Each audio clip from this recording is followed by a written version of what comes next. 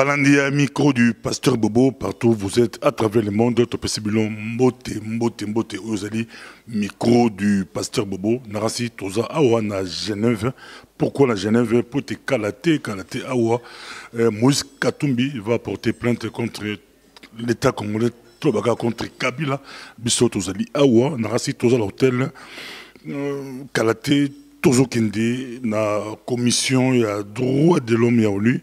Zara pe mili hôtel epso to kende wana Kalate pour te plainte monko et ko zalelo et puis conférence de presse et aujourd'hui après les amis du pasteur Botozali awa en direct il y a Genève nasi nazanga monté ba confrère basé belé tozali na Fabien Kousouanika o bo sepela na mingi tozana yawa.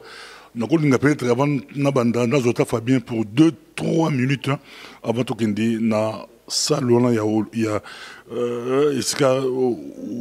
Moïse Katumbi a porté plainte tout ça na Genève tout ça vraiment en direct de Genève tout ça na Fabien Kousouanika na Fabien Kousouanika pour 1 ou 2 minutes il y a assez de déplacements à na Genève Fabien au Bosseplan Amigalan ko expliquer bisongo yé l'actualité expliquer à tes compliqué à tes difficile yé expliquer rango et puis ko simplifier masolo pour te comprendre un peu banjeu ezanini Kabila azana Kasai na frontière Angola kuneza ba syndicat de Kolobali ko poussana na ba aide humanitaire Moïse Katumbi y a bâti stratégie ayi na Genève. Pourquoi na Genève?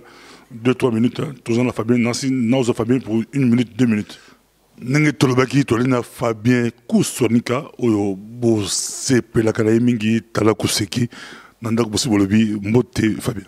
Mbote Pasteur Bobo, plaisir à Mingi Okuta na Genève, en espérant que Moussale Oussa m'a bien pour que justement Bandeko va la servir. Et bien, Bissot Alwa Basoda, partout l'information nous appelle, Torozalawana. Bato Balanda qui télécharge autant tout ça, il dirait, toi annonce que Toroya recouvrir plainte au Moïse Katumbi a déposé. Toroya, bango sur les contre l'État congolais ou bien contre Joseph Kabila, donc dans les toutes prochaines minutes, hein, donc voilà. Donc, pourquoi obtenir aux na Genève? Bon, on a tenu au thé, on a eu invitation, voilà, et puis j'ai dit bon, ça va, on a répondu à l'invitation, voilà. C'est comme ça que nous avons se retrouvé à Awa. On capital pour le Congo. Parce que le principe nanga eza travailler avec tout le monde.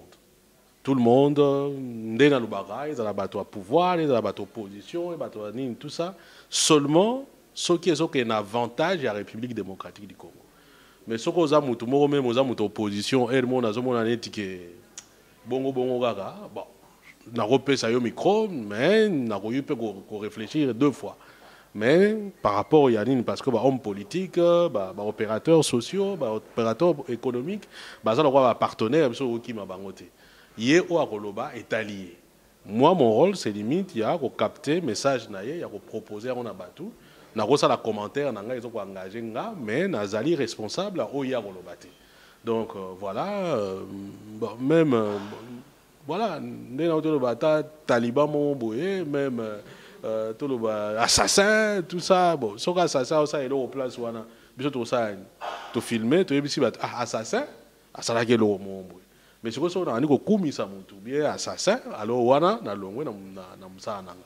Donc voilà quoi. Merci beaucoup. Le professionnalisme, tout ça, à Genève. Mais là, tu profiter de temps à autre, tu profiter. Toujours à banalise muke ya ndeko Fabien narata Genève au Bossepela na mingi ninga lobi toza kozela to éviter ça va se passer comment ils ont plainte contre Kabila ils ont plainte contre l'État congolais to li kozela mais bali pour kozela biso karaté maso se banda tozo kinde okobisa bandekone.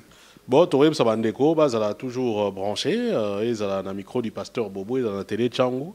Et Maïmarolega Awa, peut-être ceux qui tous ont la connexion bien Awa, Baromon le plus rapidement possible.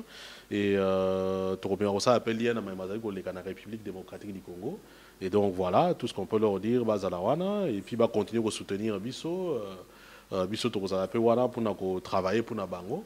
Et puis attendons voir hein, le journal et le sourire ou le candé quoi. On attend. Et ma tête mais question à souka yango yaki Kabila na Kasai aila kananga ke mujumai syndicat de Kolo ba don pampamba na Kasai et non na Angola Moïse Katumbi à Genève mon trio comment on a raison na habité je pense que na habité sur lien za na katiwana c'est hasard il y a un lien ouais bon peut-être hasard mais ce qui est sûr je pense qu'il y a geste il y a syndicat de Kolo par rapport à la présence, il y a Joseph Kabila dans Angola. De mon point de vue, c'est innocenté. Je pense qu'il a voulu marquer les coups. Et il ne faut pas aussi oublier que les mêmes jours, après ça qui est interview, à ma casse, il y a Libre Belgique. Et une interview très très dure vis-à-vis, il y a pouvoir en place et bien entendu, il y a Joseph Kabila. Bon, maintenant, beaucoup de gens pensent que peut-être qu'il va se lancer dans la magistrature suprême. Bon, là, en général, on sera toujours prudent. Tant que nous s'est dévoilé, bon, nous pouvons toujours faire l'analyse Nabiso, mais attendons voir. Bon, maintenant aussi, tant qu'on le lien avec Katumbi, bon, pour moi, le lien que je vois, ceux qui réellement ont ambition présidentielle, Katumbi déjà si elle prononce ça comme une ambition présidentielle, ce qui veut dire tout simplement, ben, il faudra bien à un certain moment que surtout va retrouver un terrain d'entente, surtout dans la posture, il y a candidature commune, il y a opposition, ce qui vous a possible un jour. Et donc au final, je me dis, bon, finalement, Soke Zabongo, voilà un concurrent aussi, on pourrait même dire de taille. Par rapport il y a Moïse Katumbi. Est-ce que Moïse Katumbi a zuboka mantumo ya lourd kazaka kilo rassemblement alinga beta yemo pour ça c'est Katumbi qui porte plainte, ce n'est pas le rassemblement. Est-ce que kazaka mo veste ngoza lourd alingi et comme à côté yemo déjà il faut préciser parce que même ngai moko na émission peut-être na micro na yo na kolinga peut-être na s'excuser auprès ya bandeko même nga moko na émission j'avais pensé que Azali portait plainte comme homme politique ou bien à compte il y a Babylone politique. Hein? Vous comprenez soit na Mazali ko la République démocratique du Congo notamment Batué na Kassa et ainsi de suite. Mais après avoir autant communiqué invitation Batindaki, là c'est clair que c'est Moïse Katumbi qui porte plainte par rapport à la situation naïe. Donc cela veut dire que Bomoni Gakozonga Kishasa te azali condamné na makambo ebele donc acharnement et ça contre yé enfin yé moko bazali ko défini comme acharnement donc voilà de ce point de vue c'est plus une plainte pour des raisons personnelles individuelles même si ces raisons ezali politiques du moins si je m'en tiens à communiquer alors comme on dit j'espère que tu auras l'occasion de poser ma question et on va essayer un peu de poser toutes les questions et Lélo après rencontre et qu'on ça et clarifier la situation. Parce que déjà à suivre pour toi qui n'est la commission des droits de l'homme yaolu. Merci beaucoup. À tout à l'heure. À tout à l'heure. Merci beaucoup Fabien, monsieur Tokimbango la commission des droits de l'homme yaolu. Ils ont pembé muskate Tokidamba.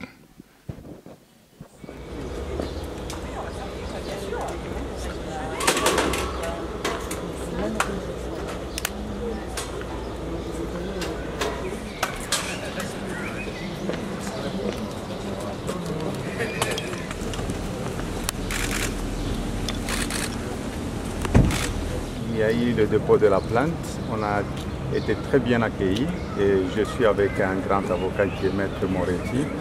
Donc je suis confiant dans le dépôt de notre plainte et je crois que le Congo, qui est mon pays, là où on ne peut pas non plus intervenir au niveau de la justice, vous savez que la justice chez nous est instrumentalisée. J'espère que le Congo suivra un jour l'exemple. C'est ce que nous cherchons pour le changement dans notre pays. Donc nous voulons une justice qui n'est pas instrumentalisée par le politique dans notre pays. Et vous avez posé plainte contre M. Kabila? Non, de toute façon, l'avocat vous dira, ce n'est pas à moi de vous dire ça.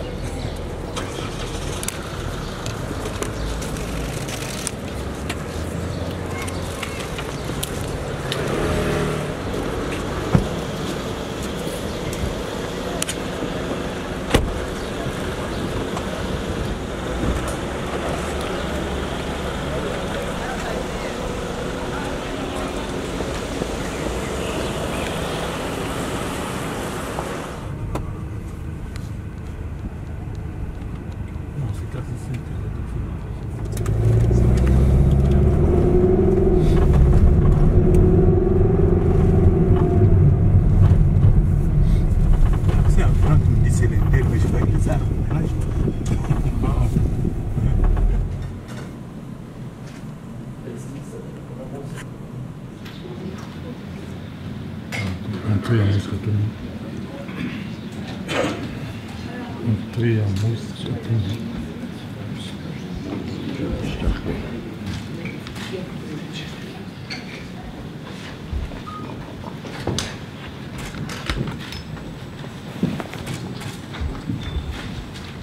Je tiens, au nom du président Moïse Katumbi, à vous remercier toutes et tous d'avoir répondu à l'invitation que nous vous avons adressée.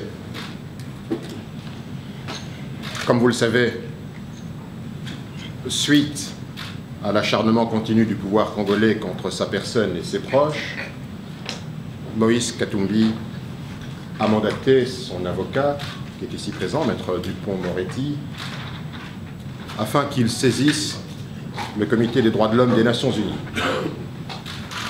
Ils ont, comme vous le savez, été reçus par le comité et le dépôt officiel d'une plainte vient d'être effectué aujourd'hui à 12 h. Au cours de cette conférence de presse, Maître Dupond-Moretti va vous présenter le contenu de la communication faite au Comité des droits de l'homme et les demandes qui y sont formulées.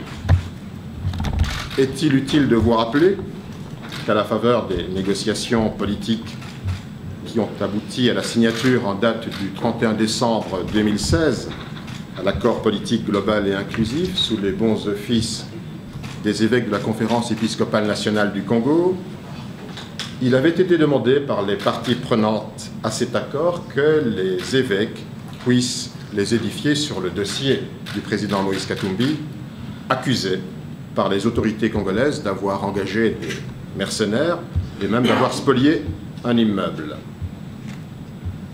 Pour les signataires, Moïse Katumbi était, à l'image d'autres compatriotes, rangé parmi les cas emblématiques pour lesquels, au terme de l'accord, une solution devait être trouvée afin d'engager le pays sur la voie de la décrispation en vue de l'organisation des élections libres, démocratiques, transparentes et inclusives avant fin décembre de cette année. Vous vous souviendrez également sans aucun doute que préalablement à cette demande expresse formulée par les parties aux négociations du centre interdiocésain, la juge présidente du tribunal de paix de Lubumbashi, Madame Chantal Ramazani, avait, elle, courageusement, au risque de sa vie, dénoncé la manière avec laquelle les autorités congolaises lui avaient extorqué le jugement contre Moïse Katumbi, un revolver sur la tempe. Les évêques ont donc mené leurs investigations. Dans les conclusions de leur rapport diffusé en mars dernier, les hommes d'Église ont parlé d'acharnement du pouvoir dans le seul but d'écarter Moïse Katumbi de l'élection présidentielle. Ils ont qualifié les affaires judiciaires de mascarade et ils ont demandé que Moïse Katumbi rentre en homme libre dans son pays afin d'y exercer tous ses droits civiques et politiques. Cette conférence permettra au président Moïse Katumbi de vous édifier sur son cas et celui de milliers de Congolais qui, comme lui, voient leurs droits les plus fondamentaux bafoués. Dans un premier temps, je passerai donc la parole à Maître Dupond-Moretti qui vous donnera tous les éclaircissements sur le dossier qui vient d'être déposé au Comité des droits de l'homme des Nations Unies. Ensuite, le président Moïse Katumbi répondra volontiers aux questions que vous lui adresserez. Il faut, dit-on, que la justice soit forte et que la force soit juste.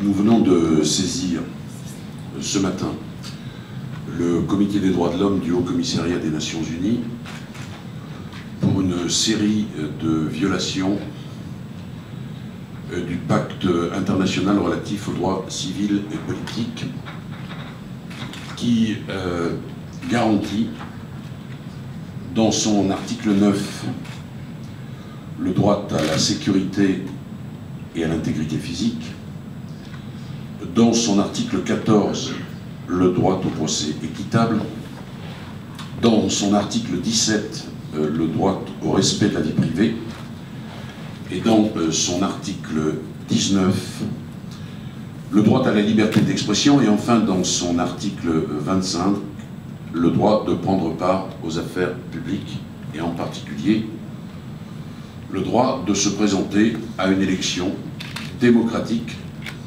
quand naturellement elle est possible.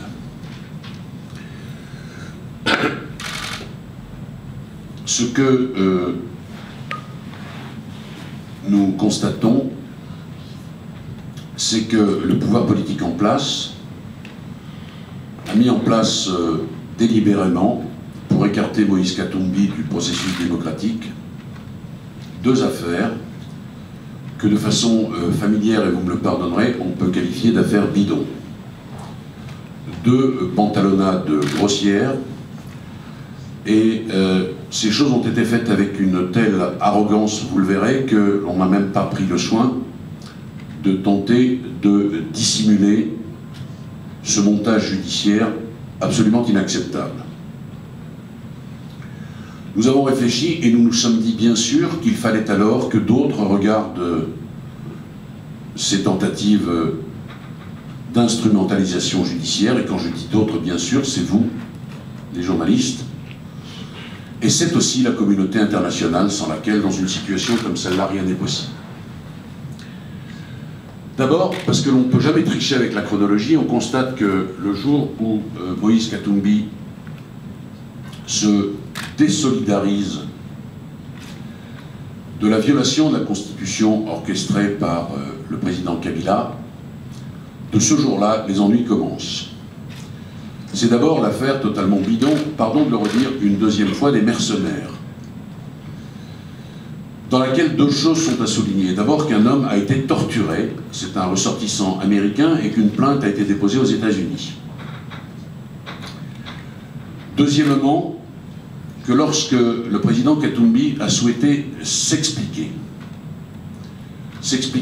publiquement, s'expliquer devant la justice de son pays, alors il a été interpellé, détenu arbitrairement et sauvagement tabassé, au point qu'il a dû quitter le pays pour aller se faire soigner. Il a quitté le pays avec l'autorisation de la justice. Et la justice a alors profité de son absence, qui était autorisée, pour mettre en chantier une deuxième affaire, qui est celle de l'immeuble.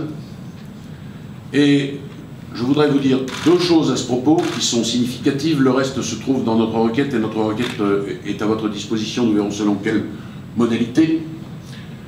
La première, c'est que intervient dans ce dossier un protagoniste qui est un citoyen grec que le pouvoir a déjà utilisé contre un autre opposant. C'est-à-dire qu'il est dans une espèce de boîte et qu'on le ressort chaque fois qu'on a besoin de monter une affaire. C'est une affaire d'acquisition d'un immeuble qui remonte à 40 ans, et on impute faussement, naturellement, au président Katumbi une signature qui, d'ailleurs, n'est pas la sienne. Mais on a exhumé ce grec, sans doute stipendié par le pouvoir, et qui est à la disposition de ce dernier, pour raconter à chaque fois, et contre différents intervenants, mais toujours opposants au régime en place. On l'a donc sorti pour qu'il raconte une histoire qui ne tient pas debout. La deuxième chose, puisque j'en ai annoncé deux, c'est qu'il y a une chronologie avec laquelle on ne peut pas tricher, et c'est le jour, tenez-vous bien si vous me permettez cet impératif, c'est le jour où le président Katumbi déclare officiellement sa candidature, le 4 mai 2016. C'est ce jour-là que le ministre de la Justice annonce la nouvelle affaire, celle de l'immeuble du Grec. On va le dire comme ça.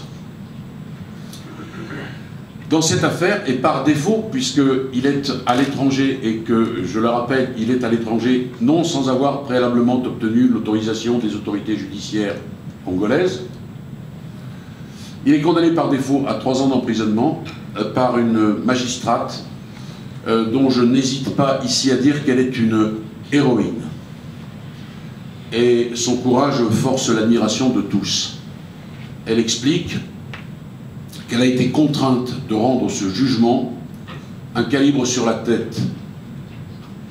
Elle est aujourd'hui en France, protégée en France, accueillie par la FIDH, et dans cette démarche qu'elle voulait au fond réparatrice, elle a raconté la façon dont elle avait été contrainte à condamner le président Katumbi, d'abord au grand quotidien qu'est Le Monde, et comme nous estimions qu'un article de presse, aussi important soit-il, n'a pas le caractère probant d'une déclaration faite devant un officier public, nous avons demandé à cette femme, par le truchement de la FIDH, qu'elle réitère ses propos devant un huissier de justice français, ce qu'elle a fait. Vous aurez la curiosité de lire ces pièces et vous verrez comment la justice a été rendue. Elle explique d'ailleurs que c'est une pression de la présidence. Et pour que notre action soit recevable, il faut qu'il y ait, bien sûr, les violations juridiques que j'évoquais tout à l'heure.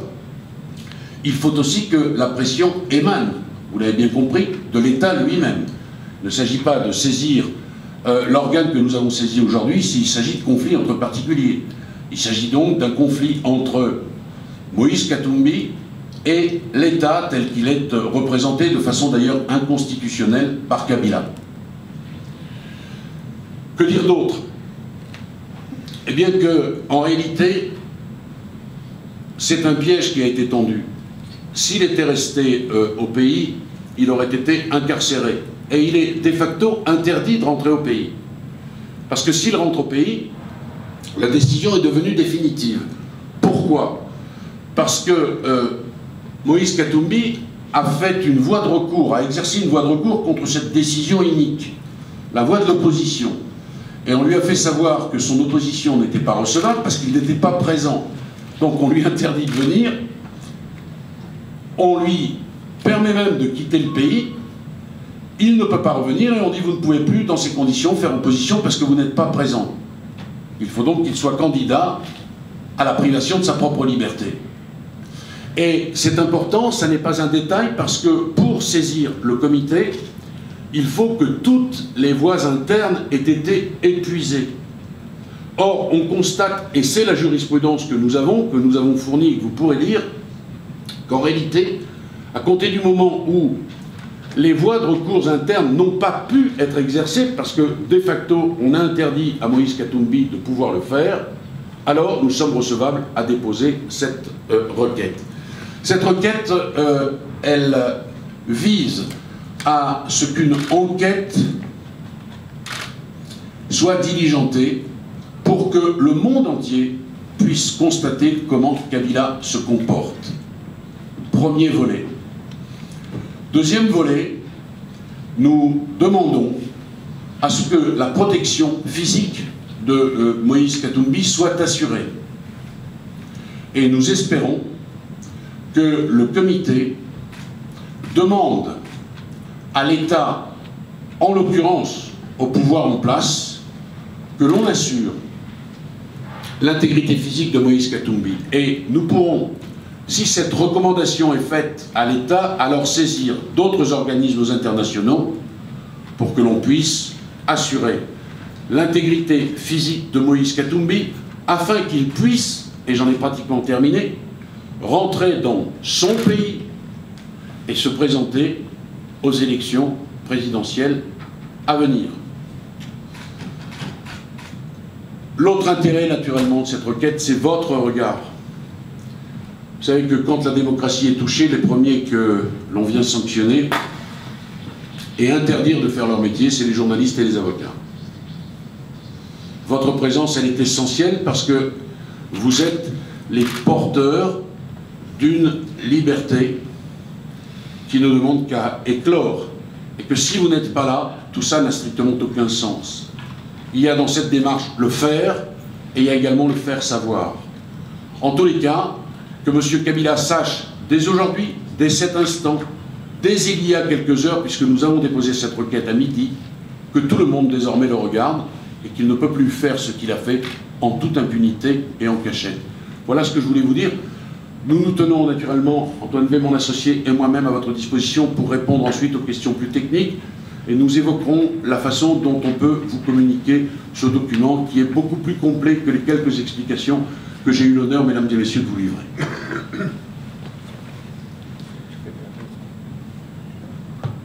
Merci, maître.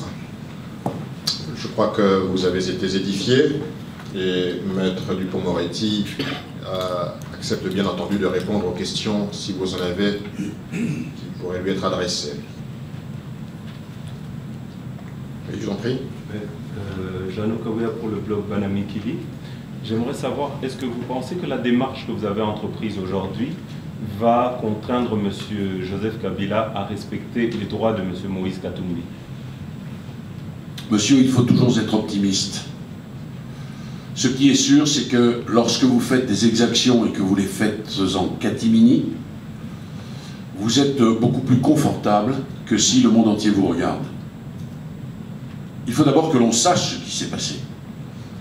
Est-ce que tous vos concitoyens savent exactement ce qui s'est passé? Parce qu'il y a une information officielle, et si elle est ce qu'est la justice, celle qu'il a eu à connaître, franchement, ça fait peur. Donc, il y a aussi dans cette démarche, et je l'ai dit tout à l'heure, le faire, ce que nous avons fait, et la façon dont les choses seront dites, dont elles seront transportées. C'est, j'allais dire, de bouche à oreille que circule la liberté et la démocratie. Voilà. Et maintenant, bien sûr que nous sommes pleins d'espoir, bien sûr que l'on est optimiste. J'aimerais une procédure plus contraignante et plus rapide. Mais on est obligé, nous, de faire avec les règles de droit.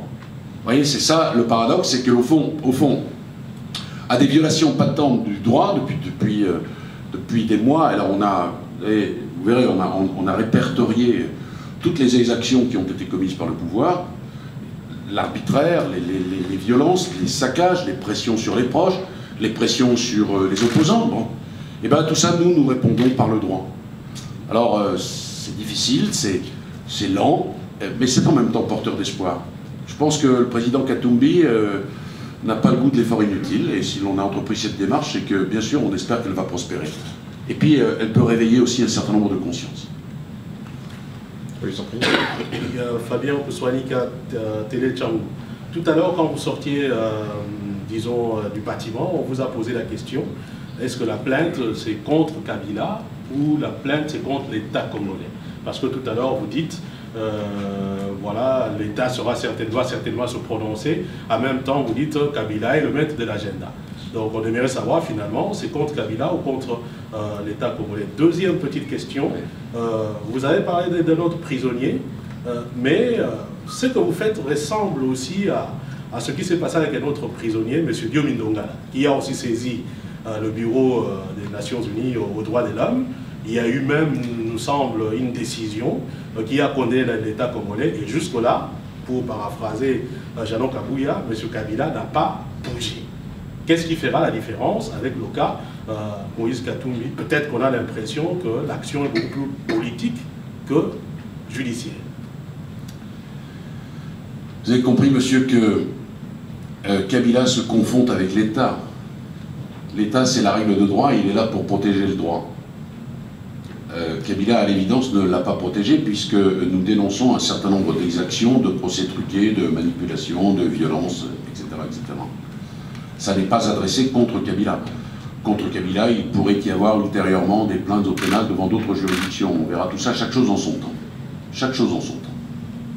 Pour le moment, nous avons saisi le comité pour des violations du pacte civil et politique de New York. Voilà, je ne peux pas en dire plus. Ne me demandez pas de personnaliser davantage, mais tous les observateurs, et vous êtes un observateur de cette situation, savent parfaitement que Kabila se confond aujourd'hui avec l'État, à tel point qu'il est hors mandat et qu'il est encore chef de l'État, alors que la Constitution dit qu'il ne peut plus l'être. Mais ça n'est pas lui qui est visé. C'est l'État dans sa continuité et dans l'espérance que le président Katumbi nourrit de l'envisager différemment. Le reste, monsieur, ben, effectivement, c'est la coercition qui était évoquée dans la question précédente, au fond. Mais c'est en multipliant les démarches, c'est en demandant aux gens de parler, de dire, de savoir, de comprendre que l'on peut faire bouger les choses. On ne peut pas faire ça en un jour. On n'a pas la possibilité ici de fomenter une révolution. Et si d'ailleurs c'était le cas, je n'aurais rien à faire dans ce processus. C'est un processus juridique qui est long, qui est complexe, mais qui n'est pas inutile, loin de là. Et votre présence, d'une certaine façon, en témoigne. Baudouin Ambawechi, journal en ligne Congo indépendant. Vous venez de dire que Moïse, c'est un homme biblique. J'ai une question triviale à vous poser. Ce pagne qui représente Jésus, on voit cœur sacré de Jésus. Est-ce qu'il y a une signification?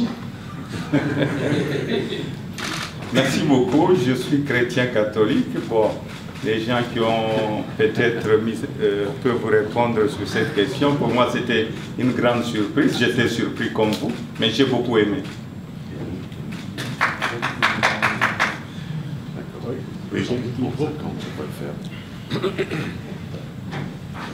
Cheikh Rita, une fois en ligne de Congolais de Belgique, ma question est adressée à l'avocat. Nul n'ignore qu'un des mots qui ronge la République démocratique du Congo, c'est l'impunité. Et pour que M. Kabila bouge, il faut qu'il y ait quelque part une pression, une force de coercition. Est-ce que, maître, vous pouvez nous dire qu'est-ce que vous pensez qui pourrait faire bouger Kabila pour qu'il craigne quelque chose et puisse aller dans le sens de votre démarche? Merci. Monsieur, pardonnez-moi, mais je pense que vous êtes peut-être trompé d'interlocuteur. C'est au président Katumbi que vous devez poser la question. C'est pas grave, il peut répondre. Mais c'est pas tellement une question d'avocat. Moi, je mets en œuvre ce que le droit me permet de faire. Ensuite, il y a la façon dont ces choses vont être reçues par M. Kabila, qui s'embarrasse peu avec le droit puisqu'il n'a même pas respecté sa propre constitution. Ne me demandez pas de répondre à sa place et ne me demandez pas de répondre comme un politique. En revanche, ce que je peux dire, mais je l'ai déjà exprimé ou j'ai tenté de l'exprimer, c'est que petit à petit, les choses peuvent se faire. L'opinion publique, elle est aussi forgée en fonction des informations qu'on lui donne. Il y a le travail que nous avons fait, je le répète, pardon. Et puis, il y a ce que vous allez en faire. Et puis, il y a la façon dont vous allez porter l'information. Il y a la façon dont vous allez dire les choses. Il y a la façon dont vous allez raconter l'injustice dont il a été la victime dans ce procès totalement bidon, avec ce grec que l'on exhume chaque fois qu'on en a besoin. Pour tous les opposants, il y a ce grec qui est là, qui revient, ce truc totalement invraisemblable. Mais comment peut-on encore penser à cet instant, si vous faites, pardon de vous le dire ainsi, votre métier de journaliste, que justice est rendue quand le juge indique qu'elle a eu un revolver sur la tempe? C'est avec ça que les choses peuvent bouger, mais ne me demandez pas à moi ce qui est susceptible de faire bouger M. Kabila. Je suis un observateur de cette situation, particulièrement depuis que j'ai l'honneur de défendre M. Katumbi. Je sais que pour le moment, il n'y a pas grand-chose qui fait bouger M. Kabila. Mais, l'opinion publique, la presse, la communauté internationale, les évêques dont on n'a pas parlé, pardon, c'est essentiel. Il y a quand même cette commission, cette réunion des évêques qui enquêtent et qui disent quoi? On n'a pas parlé d'eux jusqu'à maintenant.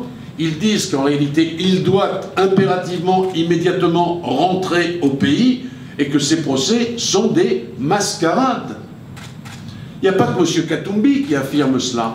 Les évêques ont eu accès à des éléments du dossier, ils ont analysé la situation et ils disent là aussi très courageusement dans leur pays, parce que ça n'est pas simple de s'exprimer librement, ils disent que la solution démocratique, la solution juste, c'est que M. Katumbi rentre pour pouvoir participer au processus de l'élection. Ça, ce sont les évêques qui le disent.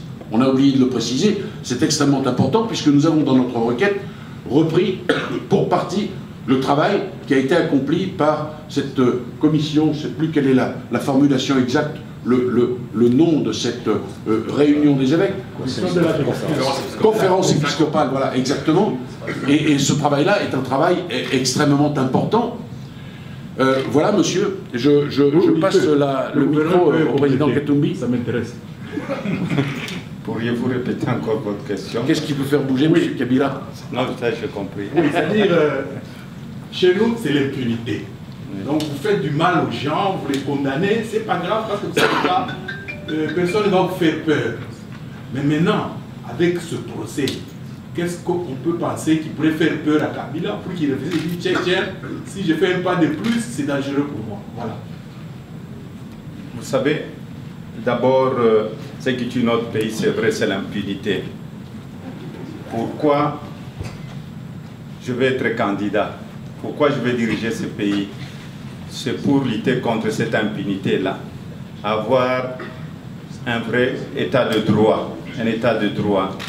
Donc la bonne gouvernance dans notre pays. Et faire la séparation de pouvoir, le pouvoir judiciaire et le pouvoir politique. Aujourd'hui, on mélange tout. Nous avons une bonne justice au Congo et nous avons de bons juges. Il y a des juges, comme je l'ai dit, qui sont instrumentalisés. Je vous ai dit au début que moi, je ne suis pas là pour prendre des armes au poignet. Il y a la justice qui existe. Si nous sommes allés au dialogue, on n'avait pas peur de M. Kabila. Parce qu'on savait très bien quand j'avais démissionné que M. Kabila n'allait pas respecter la constitution de notre pays. Il y a Olivier qui est à ma gauche, qui avait aussi démissionné avec tant d'autres. C'était pour dire non à la dictature du président Kabila. Et il y a eu un accord qu'il essaie encore de violer, qu'il est en train de violer. Arrivé au mois de novembre 2011, nous devons avoir les élections. Là, 2017, je m'excuse, au mois de novembre 2017, nous allons avoir les élections. En 2016, grâce aux évêques, le président Kabila est resté au pouvoir grâce à l'accord de la Saint-Sylvestre. Nous avons accepté de négocier parce qu'on ne voulait pas les chaos dans notre pays. Mais je ne vois pas, au mois de novembre 2017, si on n'a pas les élections, que nous allons négocier avec M. Kabila. Nous allons appliquer l'article 64 de la Constitution. Là, on va voir qui est qui. C'est très important, parce que trop c'est trop. La population, on a tué plusieurs fois notre population.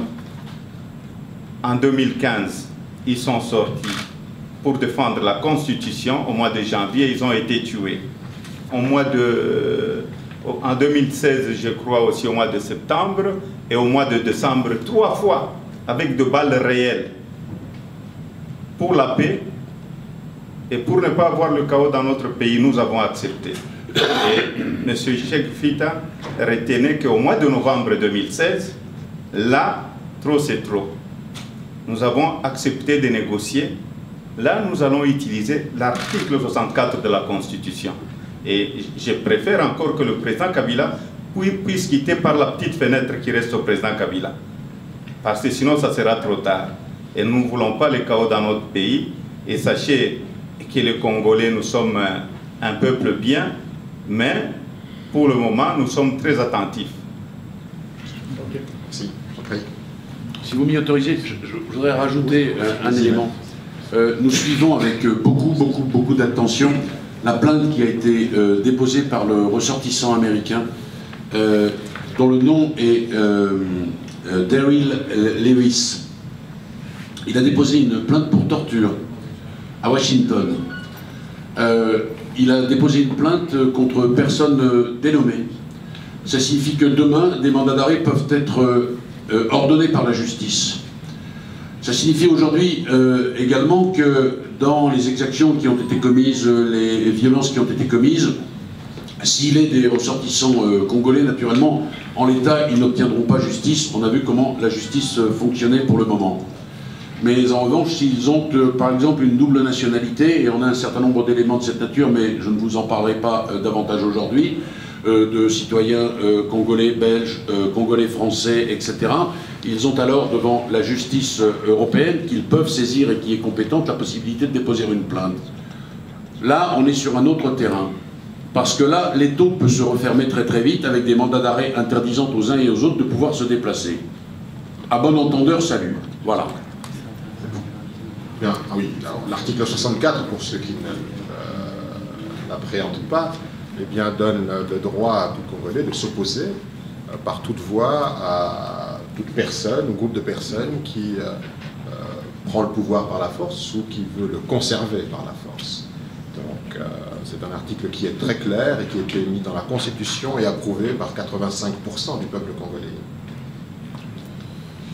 Indiquons aussi, pour être tout à fait complet sur votre question, monsieur, qu'il y a des sanctions qui viennent d'être prises par la communauté internationale, à la fois par l'Europe et par les États-Unis, à raison de ce que nous dénonçons ici. Donc, vous voyez, ça c'est encore un autre volet qui est susceptible de faire bouger les choses. Entre les plaintes pénales qui sont dès à présent en cours, celles qui peuvent être déposées, ce que nous faisons aujourd'hui et les sanctions qui ont été prises, ça fait un certain nombre de choses.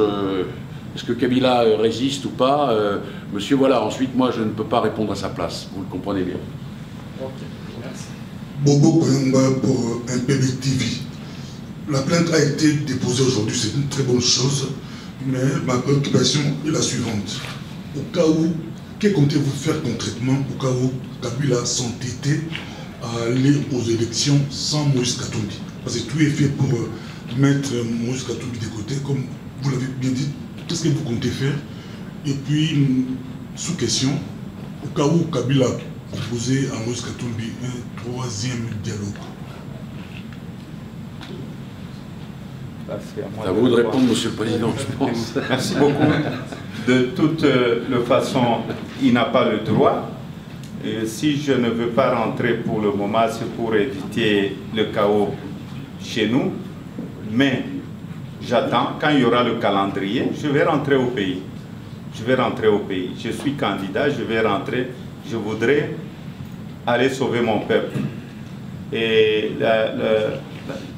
la deuxième sous-question, c'était... Au cas où Kabila proposait un troisième dialogue pour apaiser les choses. Non, mais on ne va pas accepter... Vous aviez vu vous-même qu'on avait accepté le dialogue, parce qu'on avait droit à un dialogue. Et nous avons demandé le respect de l'accord de la Saint-Sylvestre. Il y a des demandeurs d'emploi qui sont allés avec Kabila. Nous sommes les demandeurs du changement. Nous sommes les demandeurs des élections. Donc nous sommes restés dans notre position et il n'y aura pas de troisième dialogue. On doit respecter l'accord de la Saint-Sylvestre qui est même dans la résolution 2348. Adil Ondolé, commandant Meran, depuis France. Ma question s'adresse au président Moïse Katumbi. Depuis tout à l'heure, je vous entends, j'entends tout le monde parler, dire que M. Kabila ne respecte rien du tout. Alors rien. Vous avez été porté plainte. Pensez-vous réellement que si vous retournez au pays, ce même président Kabila, on se rappelle encore de l'accident, si par attentat, on se rappelle encore, vous êtes parti en urgence pour venir ici, et c'est monsieur, malgré tout ce que vous allez avoir comme sécurité, est-ce qu'il va le respecter en sachant que Dieu Midongal est encore en prison, Fong Diong est encore en prison? Ça c'est un de deux. Je continue pour finir, pour laisser la parole aux autres. Tout puissant. Le Congolais en Moïse Katumbi ont vu le président tout puissant. Alors si aujourd'hui M. Kabila peut laisser Moïse Katumbi à l'écart pour la question d'un immeuble, est-ce que les sympathisants de Moïse Katumbi doivent continuer à croire à Moïse Katumbi? Merci.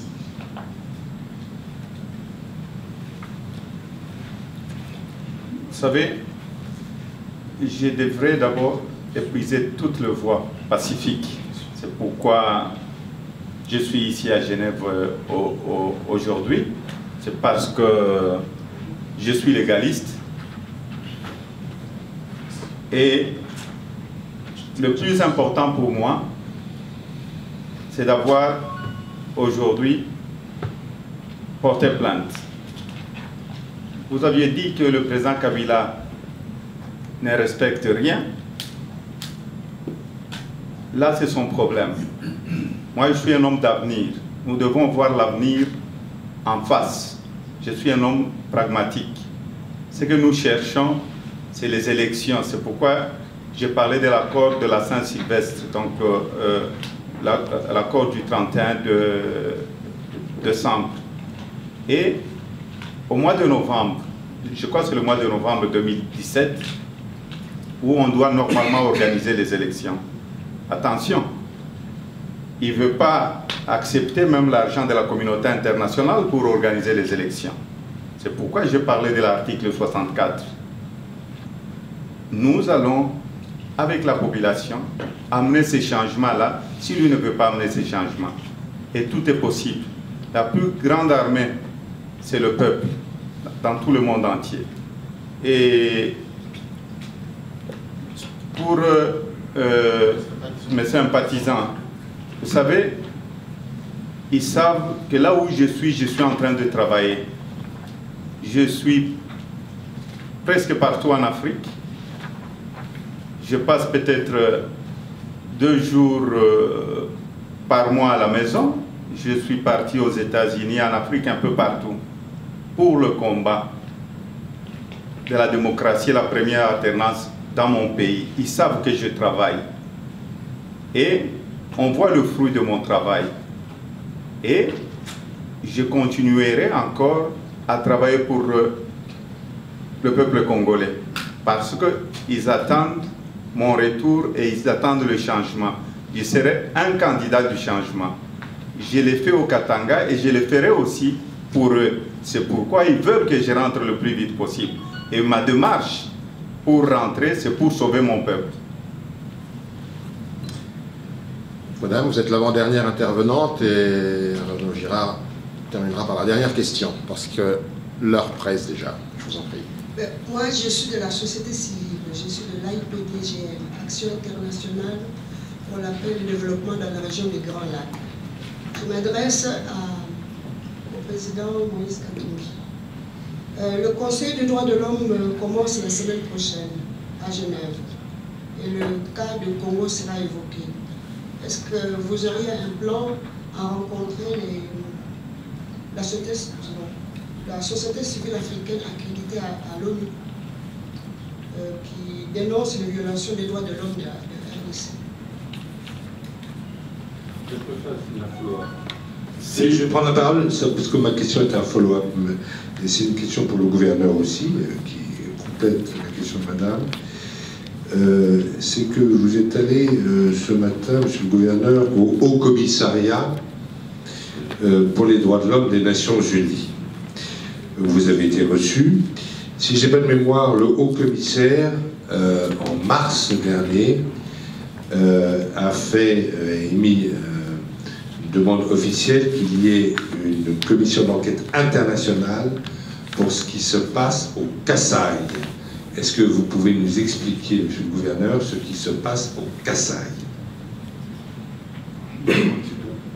Je voudrais dire à madame, si je suis invité, je serai là.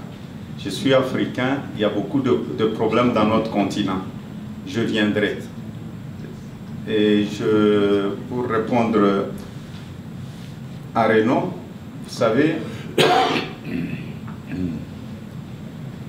ce qui se passe au Kasaï, il y a de cela 3 mois, c'était à l'est du Congo, à Beni. Aujourd'hui, c'est au Kasaï. Nous devons nous poser la question, pourquoi il y a des problèmes au Kasaï aujourd'hui? C'est parce qu'on ne veut pas organiser les élections. Parce qu'on ne sait pas enrôler les gens aussi longtemps qu'il y a des troubles. Aujourd'hui, on est en train de tuer de jeunes enfants au Kasaï. On a tué même des experts de l'ONU au Kasaï. Je crois que l'ONU a demandé d'envoyer une commission d'enquête et le gouvernement congolais a refusé. Pourquoi refuser si ils disent eux-mêmes que le Congo est un pays de droit? Pourquoi refuser une commission d'enquête si on n'a rien fait? Moi, je crois que l'État doit laisser cette commission aller dans le Kasaï. Parce que l'État est en train d'orchestrer ce qui se passe dans le Kasaï pour ne pas organiser les élections. J'ai vu le président Kabila aller au Kasaï. Est-ce qu'on rend visite à un malade ou bien on va rendre visite aux morts? Quand il y a eu des problèmes très graves, le président n'est pas allé là-bas. Si j'étais président de la République, j'allais déplacer la capitale au Kasaï. Parce qu'on doit vivre avec la population. 2. Aujourd'hui, ce qui se passe dans le Kasaï, on a besoin aussi d'un tribunal international, comme le tribunal d'Arusha, Parce qu'on a parlé de l'impunité ici. Pour l'Est du Congo, pour Beni, et pour le Kasaï et le Katanga aussi. Moi, je crois que cette histoire est orchestrée. Vous aviez vu aussi l'évasion de prisonniers à Kinshasa, plus ou moins 5000 prisonniers, pendant la journée. Donc, quelque part, il y a un plan pour ne pas nous amener aux élections. Mais nous sommes en train de voir. Nous avons l'accord. Ils sont en train de faire des choses pour ne pas nous amener aux élections. Et nous avons besoin de la paix et nous avons besoin des élections. Je crois que la communauté internationale doit comprendre que le Congo a besoin d'un tribunal international pour la paix à l'est du Congo et dans le Kasaï. Merci beaucoup.